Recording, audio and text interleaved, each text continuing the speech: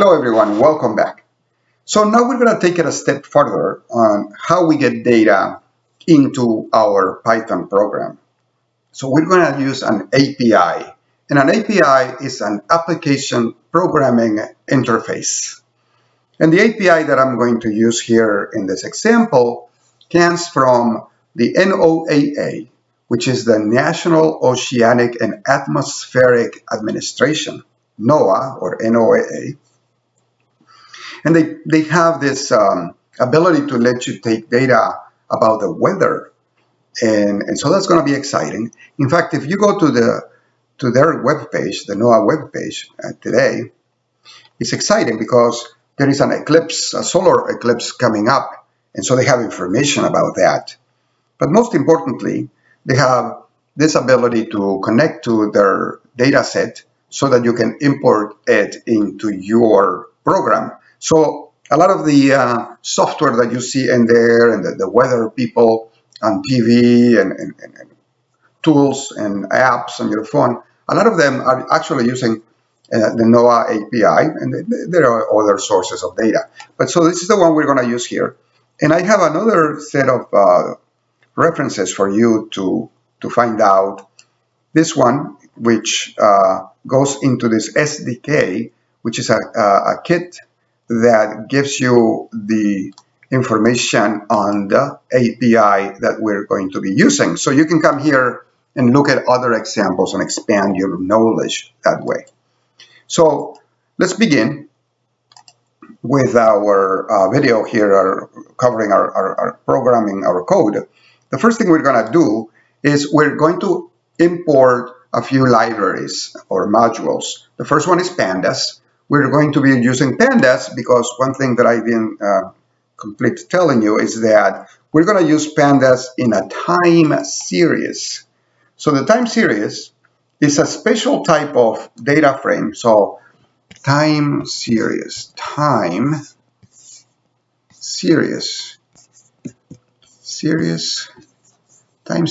is a special time of data frame.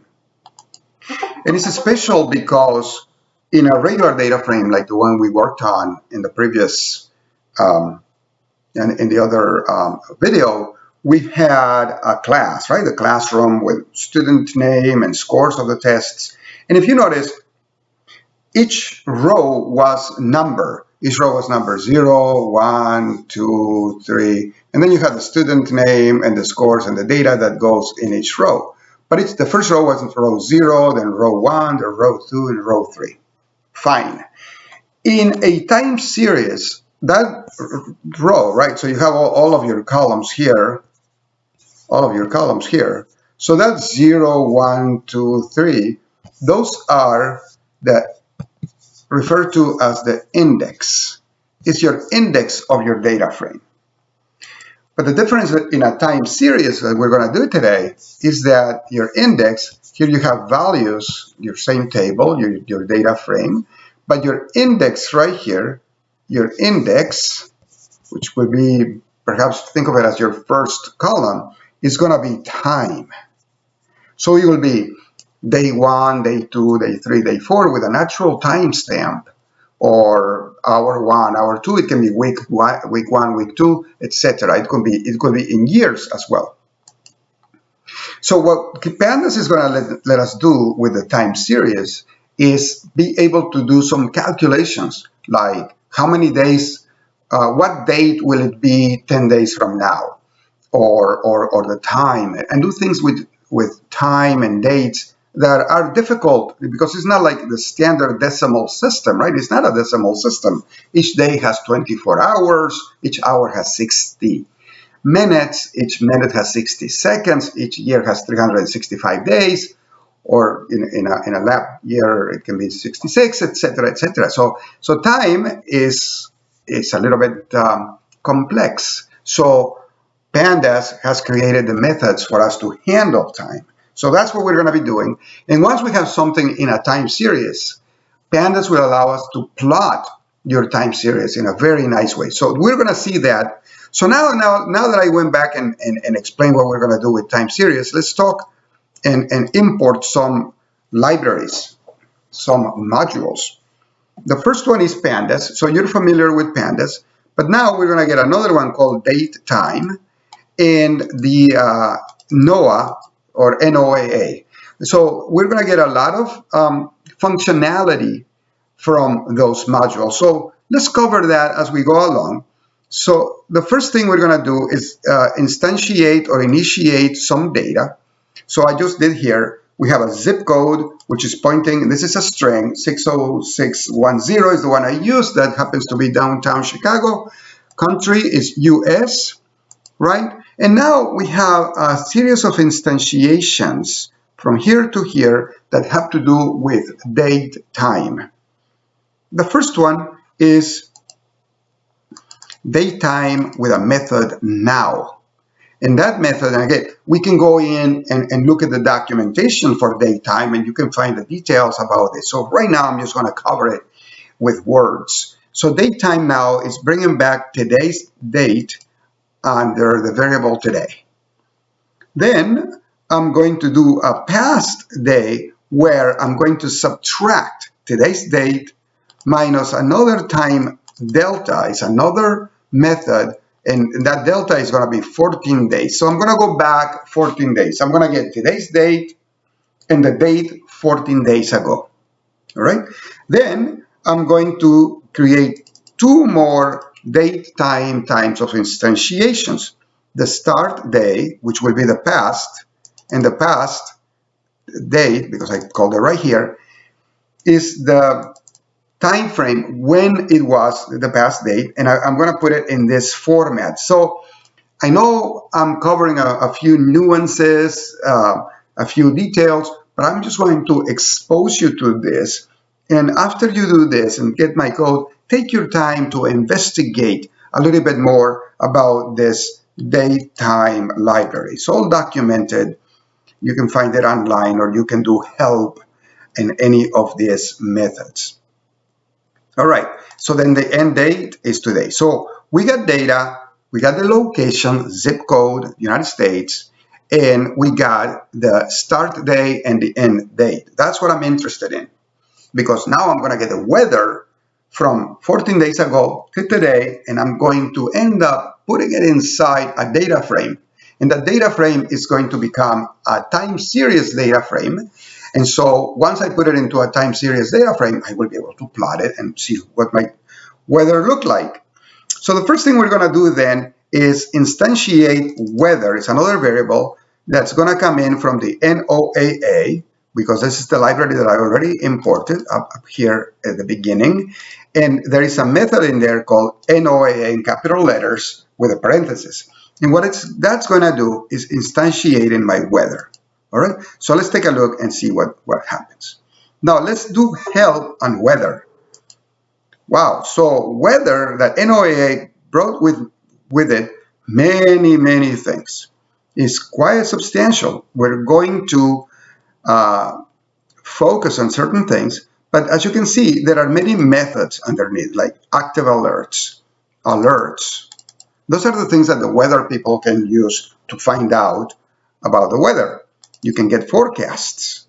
You can get observations, which is what we're going to do. And if we look at observations a little bit closer, observations is going to return a generator. What kind of generator? A generator of dictionaries. We've been covering dictionaries. So you're going to see another application for a dictionary here. And that dictionary is going to end up creating ourselves our data frame eventually. So first, we just run the help. Now let's get observations. Like I showed you before, get observations is right above, right here.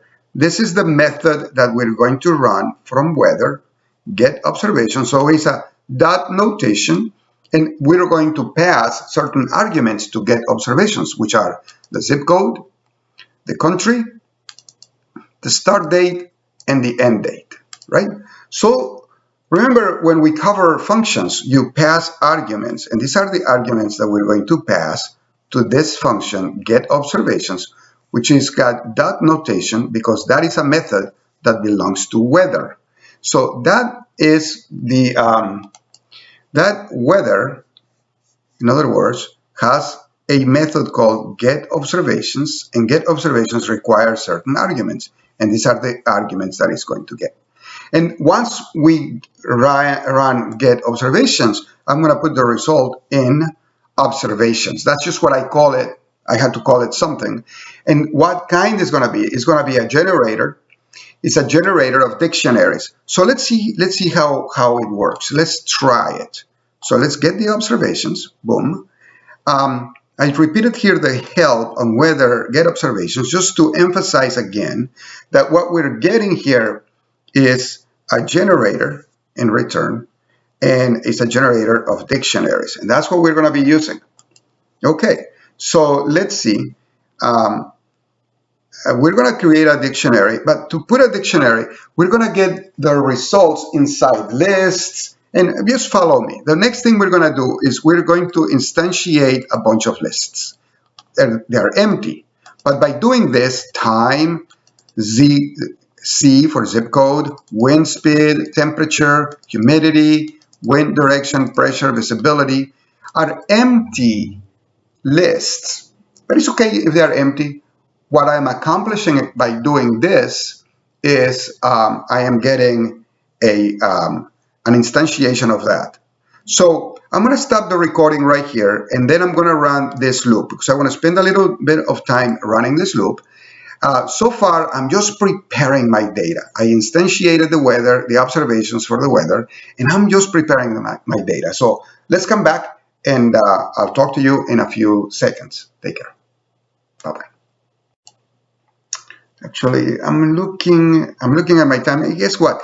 Let's run this command, and before we stop the video. So let's run this command, right? And if I show you what I was just saying, showing here the type of, say, wind speed. The type that we got by instantiating it like that is lists. So all of these are lists, but they are empty right now. So how do we get data inside those lists? So we do that by running this loop over observations. Remember observations. What type is observations again? What did we say it is? Let's write it right here. Type observations, right? It's a generator. It's a generator of dictionaries. So it's going to get me data, basically.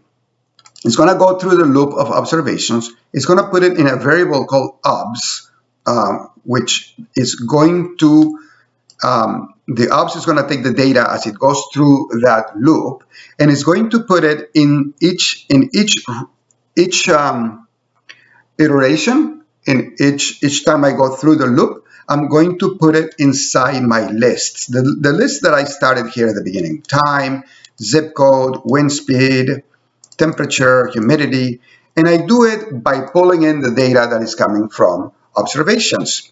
And now, how do I know all this? Actually, I went to the examples that are online here to learn about it. So sometimes you have to work on this, and you learn by trying and doing it. So I'm trying to explain it to you here. So I go through this loop, and I'm pulling the data for my observations, which is on observations for 14 days, right? Because I instantiated it with 14 days.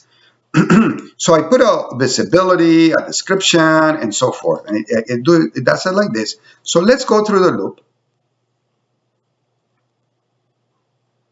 Right, it's ran right there. Now I pulled in a bunch of data inside.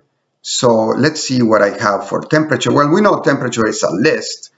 More interesting, let's do this.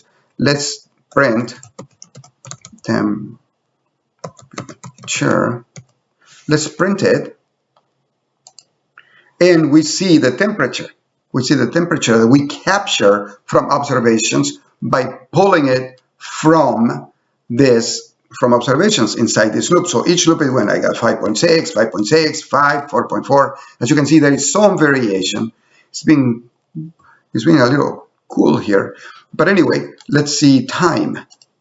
And in time, you can see the dates when I'm typing this from today all the way to March 29. So anyway, so you can see that I pulled in a bunch of a lot of information from my, and it's not on a day-by-day basis, it's hour by hour. So this is 1653, 0 times 1653 times 1753.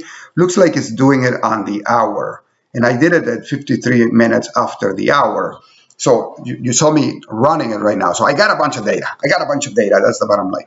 So now we're going to build our data frame. And it's going to be built in the same way that I built it for you in the previous video.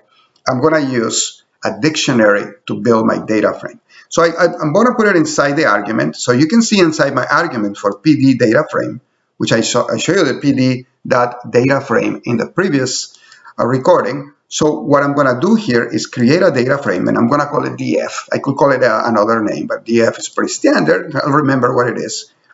And inside my dictionary, I'm going to have the header, the key values of each of my readings, followed by the list. So you see my dictionary right here? My dictionary is enclosed within scrolly brackets. They're right here at the beginning and at the end. And they have the key and the value, comma, the key and the value, separated by colons. So it is what we cover in the previous dictionary video as well. So in the one where we created a data frame. So this command is going to build my data frame. So let's do that. Let's build our data frame right now. And let's run this command.